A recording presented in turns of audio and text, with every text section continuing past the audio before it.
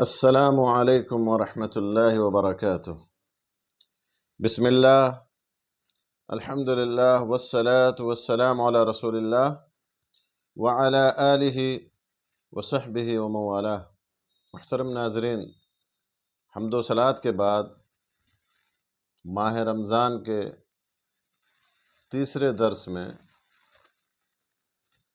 تیسرے لائیو درس میں جو باتیں میں آج آپ حضرات کے سامنے رکھنا چاہتا ہوں اللہ کی توفیق سے، وہ روزے کی تعریف، روزے کی قسموں اور روزے کے ارکان کے بارے میں۔ روزہ کسے کہتے ہیں، روزہ کی کتنی قسمیں ہیں، کون کون سی ہیں، اور روزے کے ارکان کیا کیا ہیں۔ تو سب سے پہلی بات روزے کی تعریف کے تعلق سے کہ روزے کی لغوی اور شرعی تعریف کیا۔ تو روزے کو جیسا کہ ہم تمام لوگ جانتے ہیں کہ شرعی اصطلاح میں صوم یا صیام کہا جاتا ہے۔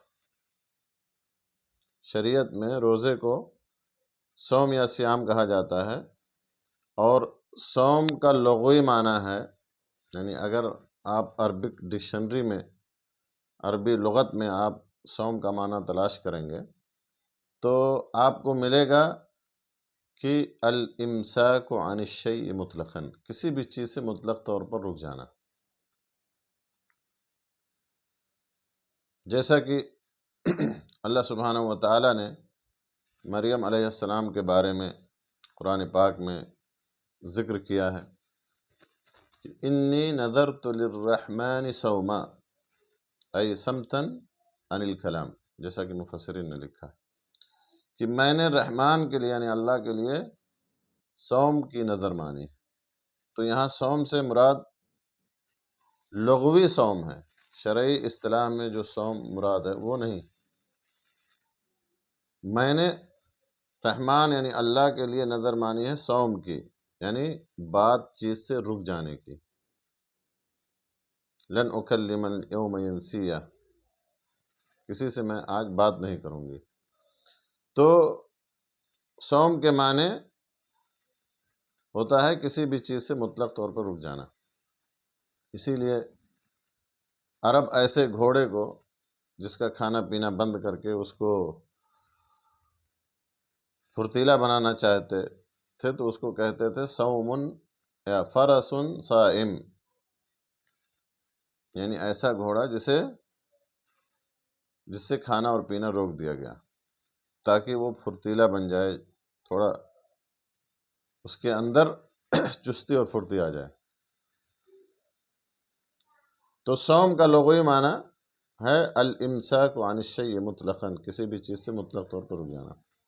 جبکہ شریعت کی اصطلاح میں صوم کا معنی ہے یا صوم کی تعریف ہے التعبد للہ سبحانہ وتعالی بالامساک عن الاکل والشرب وسائر المفطرات من طلوع الفجر الى غروب الشمس۔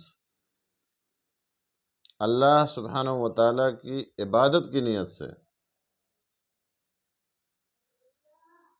کھانے پینے اور تمام روزہ توڑنے والی چیزوں سے رک جانا طلوع فجر صادق سے غروب آفتاب تک، سورج ڈوبنے تک۔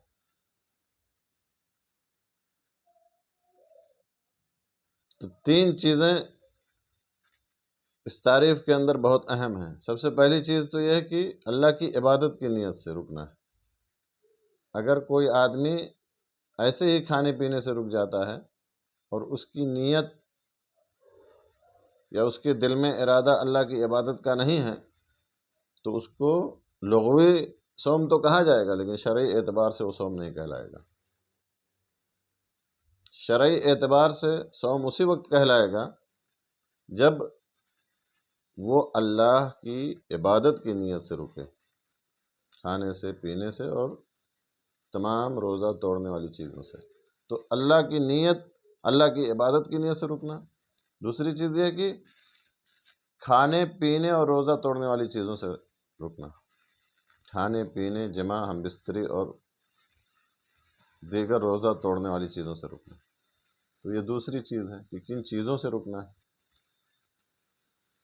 اور تیسری چیز ہے کہ کب سے کب تک رکنا ہے۔ طلوع فجر صادق سے لے کر کے غروب آفتاب تک رکنا، فجر صادق کے طلوع ہونے سے اور سورج ڈوبنے تک رکنا، اس کے درمیان رکنا۔ دیکھیے اذان کا ذکر نہیں کہا گیا کہ فجر کی اذان سے مغرب کی اذان تک، کیونکہ اذان ہو سکتا ہے کہ کچھ آگے پیچھے ہو یا کہیں پر اذان ہی نہ ہو، اسی لیے کہا گیا وقت کا اعتبار ہوگا، فجر صادق کے طلوع ہونے سے لے کر کے سورج ڈوبنے تک۔ فجر صادق طلوع ہو گیا فوراً رک جانا، سورج ڈوب گیا روزہ افطار کر دینا۔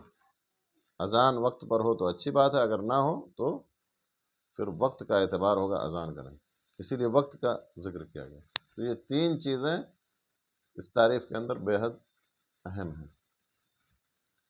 جہاں تک دوسری بات روزے کی قسموں کے بارے میں، تو اس سلسلے میں جیسا کہ اہل علم نے بیان کیا ہے یا لکھا ہے کہ روزے کی جو ہے 4 قسمیں۔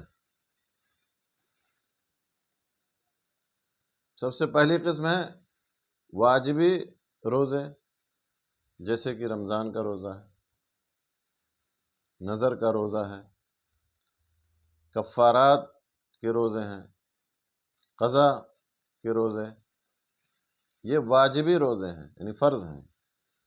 اور دوسری قسم ہے مستحب اور مسنون روزے، اور اس کی بھی 2 قسمیں اہل علم نے بیان کی ہیں، ایک مطلق نفلی روزے اور ایک مقید نفلی روزے۔ مطلق نفلی روزے جو کسی وقت کے ساتھ مقید نہ ہو، کسی وقت کے ساتھ خاص نہ ہو، کبھی بھی آدمی نفلی روزہ رکھ لے کسی بھی دن اور کسی بھی مہینے میں کسی بھی وقت میں، تو یہ نفلی روزے، مطلق نفلی روزے۔ اور کچھ نفلی روزے یا مسنون روزے ایسے ہیں جو وقت کے ساتھ خاص ہیں، وقت کے ساتھ محدود ہیں، جیسے کہ شوال کے 6 روزے ہیں، سوموار اور جمعرات کے دن کا روزہ ہے، عرفہ کے دن کا روزہ ہے، عاشورہ کا روزہ ہے۔ تو یہ ایام کے ساتھ یا وقت کے ساتھ جو ہے محدود ہیں۔ تو یہ دوسری قسم روزے کی ہے جو نفلی یا مسنون روزے، اور اس کی بھی 2 قسمیں۔ تیسری قسم ہے حرام روزے، یعنی کچھ روزے ایسے ہیں جو حرام ہیں، جیسے کہ ایام تشریق میں روزہ رکھنا، یا عیدین میں، عید الفطر یا عید الاضحیٰ، عید اور بقرعید کا روزہ، ایام تشریق کا روزہ حرام ہے۔ اور چوتھی قسم ہے مکروہ روزے، جیسے کہ عرفہ کے دن کا روزہ رکھنا حاجی کے لیے، تو اس کے لیے یہ روزہ رکھنا مکروہ۔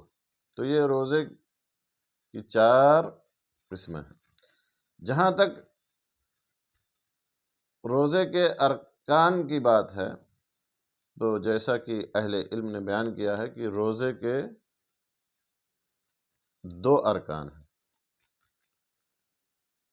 پہلا رکن ہے نیت، اور اس کے بارے میں اہل علم کے درمیان اختلاف ہے۔ بعض اہل علم نے نیت کو روزے کا رکن قرار دیا اور بعض نے اس کو شرط قرار دیا۔ تو چاہے شرط ہو یا رکن ہو، نیت، لیکن بغیر نیت کے روزہ درست نہیں ہوگا۔ اور روزے کی نیت کے بارے میں ہمیں یہ بات اچھی طرح سے سمجھ لینی چاہیے کہ اگر فرض روزے ہوں تو اس کی نیت رات سے کرنا ضروری ہے۔ جیسے رمضان کے روزے فرض ہیں، تو اس کی نیت، رمضان کے روزے کی نیت رات سے ہی ہونی چاہیے، کیونکہ اللہ کے نبی صلی اللہ علیہ وسلم نے ارشاد فرمایا من لم یبیت الصیام فلا صیام لہ، یا من لم یجمع الصیام من اللیل فلا صیام لہ، کہ جس نے روزے کی رات سے ہی نیت نہیں کی اس کا روزہ ہی نہیں۔ تو فرض روزے کے لیے رات سے ہی نیت کرنا ضروری ہے۔ البتہ نیت ہر عبادت کے لیے ضروری ہے۔ صحیح بخاری کی سب سے پہلی حدیث ہے جس میں اللہ کے نبی صلی اللہ علیہ وسلم نے کیا فرمایا، انما الاعمال بالنیات وانما لکل امرئ ما نوى، کہ تمام نیک اعمال کا دار و مدار نیت پر ہے، اور جو آدمی جیسی نیت کرے گا ویسا اس کا بدلہ پائے گا۔ تو جیسے نماز کے لیے نیت ضروری ہے، حج اور عمرے کے لیے نیت ضروری ہے، اسی طرح سے روزے کے لیے بھی نیت ضروری ہے۔ البتہ نیت کا مقام دل ہے، بلکہ نیت کا معنی ہی ہے عربی زبان میں دل کا ارادہ، تو دل سے ارادہ کرنا ہے، زبان سے نیت کرنے کا کوئی ثبوت نہیں۔ لہذا اگر کوئی شخص زبان سے، چاہے وہ نماز کے لیے نیت کرتا ہے، چاہے وہ روزے کے لیے زبان سے نیت کرتا ہے، تو یہ درست نہیں۔ جیسا کہ آپ نے بہت سارے لوگوں کو یہ کہتے ہوئے یا اس طرح نیت کرتے ہوئے دیکھا اور سنا ہوگا کہ بصوم غد نویت من شہر رمضان، اس طرح کے الفاظ کے ساتھ نیت کرنا صحیح نہیں ہے، اس کا کوئی ثبوت نہیں ہے، اس کی کوئی دلیل موجود نہیں ہے، لہذا دل میں ارادہ کر لینا۔ اب سوال یہ پیدا ہوتا ہے کہ کیا رمضان کے پورے مہینے کے روزوں کی ایک ساتھ نیت کرنا، یعنی پہلی ہی رات میں پورے رمضان کی نیت کر لینا کافی ہے، یا ہر دن کے روزے کی الگ الگ نیت کرنا؟ تو اس سلسلے میں بھی اہل علم کا اختلاف ہے، اور جمہور اہل علم کے نزدیک یہ ہے کہ نہیں، ہر روزے کے لیے نیت کرنا ضروری، ہر روزے کے لیے رات سے ہی، رمضان کے ہر روزے کے لیے رات سے ہی نیت کرنا ضروری ہے۔ جیسے کہ 5 وقتہ نمازوں کی بات ہے، دن میں 24 گھنٹے میں 5 وقت کی نمازیں، تو ہر نماز کے لیے الگ الگ نیت ہے۔ اور دوسرا قول یہ ہے، یا دوسری رائے اہل علم کی یہ ہے کہ اگر کوئی شخص پہلی رات میں پورے رمضان کے روزوں کی نیت کر لے تو کافی ہے، بشرطے کہ بیچ میں انقطاع نہ ہو، یعنی بیچ میں وہ روزہ کسی عذر کی بنا پر نہ توڑے یا نہ چھوڑے۔ اور اگر بیچ میں روزہ اس نے توڑ دیا کسی شرعی عذر کی بنا پر، بیماری کی وجہ سے یا سفر کی وجہ سے یا کسی اور شرعی عذر کی بنا پر، تو پھر جب دوبارہ شروع کرے تو پھر وہ نیت کر لے پورے باقی روزوں کی۔ تو دونوں صحیح ہے۔ اگر کوئی روزانہ جو ہے رات میں رمضان کے ہر روزے کی نیت الگ سے کرتا ہے تو یہ بھی صحیح ہے، اور اگر کوئی رمضان کی پہلی رات میں ہی رمضان کے پورے مہینے کے روزوں کی نیت کر لے اور بیچ میں انقطاع نہ ہو تو یہ بھی صحیح اور درست ہے۔ تو یہ روزے کا پہلا رکن ہے، روزے کا یہ پہلا رکن ہے، نیت۔ اور جیسا کہ میں نے شروع میں ہی آپ کو بتایا کہ اس بارے میں اہل علم کے درمیان اختلاف ہے، کچھ لوگوں نے نیت کو رکن مانا اور کچھ لوگوں نے نیت کو شرط مانا۔ تو چاہے شرط ہو یا رکن ہو، ضروری ہے، تمام عبادات کے لیے نیت ضروری ہے، اسی طرح سے روزے کے لیے بھی نیت ضروری ہے، اور اس کا طریقہ میں نے بتایا کہ کس طرح سے نیت کرنا، زبان سے نیت کرنا صحیح نہیں۔ دوسرا رکن کیا ہے؟ دوسرا رکن ہے الامساک، رکنا۔ کس چیز سے رکنا ہے؟ ہر اس چیز سے رکنا ہے جو اس کے روزے کو باطل کر دے، جو روزے کو توڑ دے، فاسد کر دے، جیسے کہ کھانا کھانا، پانی پینا، جمع کرنا، اور اس پر امت کا اجماع، اور اس اجماع کو بہت سارے اہل علم نے نقل کیا، جیسے کہ ابن حزم نے، ابن عبد البر نے، اور شیخ الاسلام ابن تیمیہ نے رحمہم اللہ اجمعین۔ تو رکنا ہے، کن چیزوں سے رکنا ہے؟ ہر اس چیز سے رکنا ہے جو روزے کو فاسد اور باطل کر دے۔ اب سوال یہ پیدا ہوتا ہے کہ کب سے کب تک رکنا ہے؟ تو آغاز، رکنے کا جو آغاز ہے وہ فجر صادق کے طلوع ہونے سے، اس پر بھی اہل علم کا اجماع کہ جیسے ہی فجر صادق طلوع ہو اس سے کھانے پینے سے رک جانا، اور روزہ توڑنے والی چیزوں سے رک جانا۔ اذان، فجر کی اذان نہیں کہا گیا بلکہ وقت کا اعتبار ہوگا، فجر کی اذان اگر وقت پہ ہو تب تو ٹھیک ہے، اگر آگے پیچھے ہو تو وقت کا ہی اعتبار ہوگا، یا کہیں ایسی جگہ پر جہاں اذان ہی نہ ہو تو وقت کا اعتبار ہوگا۔ اور فجر کی دو قسمیں ہیں، جیسا کہ آپ لوگ جانتے ہیں، سب لوگ جانتے ہیں۔ ایک ہے فجر کاذب اور ایک ہے فجر صادق۔ تو پہلے فجر کاذب ہوتا ہے اور پھر بعد میں فجر صادق۔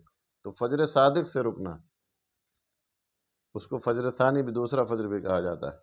تو طلوع فجر صادق سے رک جانا ہے۔ فجر اگر طلوع ہو جائے اور کسی کے منہ میں یا کسی کے ہاتھ میں کھانا ہو تو وہ کیا کرے؟ تو اس سلسلے میں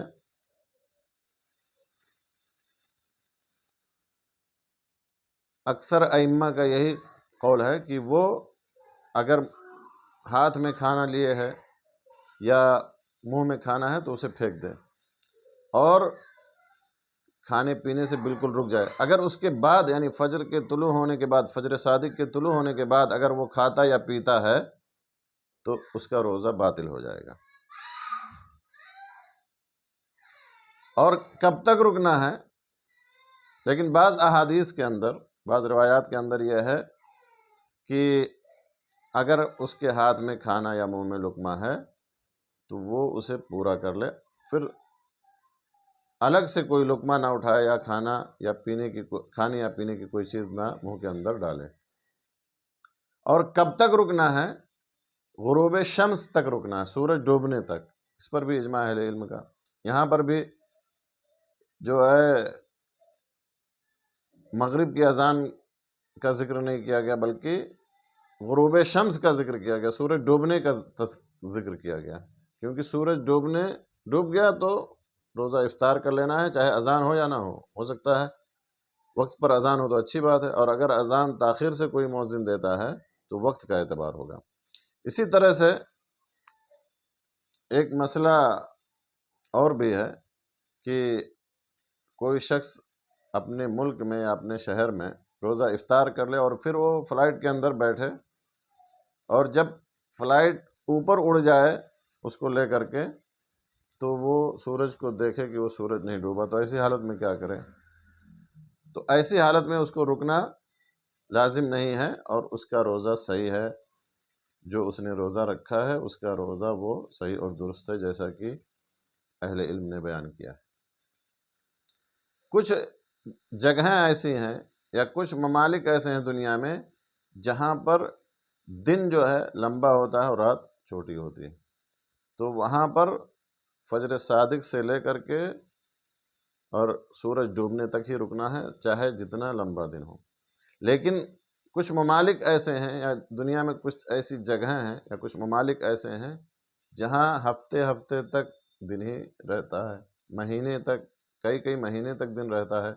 تو ایسے ممالک یا ایسی جگہوں کے بارے میں اہل علم نے بیان کیا ہے کہ وہ اپنے قریبی علاقے کا یا قریبی ممالک کا اعتبار کریں گے جس میں دن اور رات 24 ہی گھنٹے کا ہوتا ہے، دن اور رات دونوں 24 گھنٹے کے ہوتے ہیں، تو اس کا اعتبار کرتے ہوئے وہ اس ٹائم کا اعتبار اور وقت کا اعتبار کرتے ہوئے سحری اور افطار کریں گے، جہاں پر پورے مہینے دن ہی دن رہتا ہے، سورج نہیں ڈوبتا، ایسے ممالک کا۔ تو میرے دوستو، یہ روزے کے ارکان کے متعلق یہ باتیں ہوئیں کہ روزے کے ارکان کے بارے میں دو چیزیں ہمیں سمجھنا، نیت، اور نیت کے جو مسائل ہیں وہ بیان کیا گیا آپ کے سامنے، اور امساک رکنے کا، کن چیزوں سے رکنا ہے اور کب سے کب تک رکنا ہے، اور ان جگہوں پر جہاں پہ دن لمبا ہوتا ہے یا جہاں پہ سورج ہی مہینے تک نہیں ڈوبتا ہے تو ان جگہوں پر کس طرح سے لوگ روزہ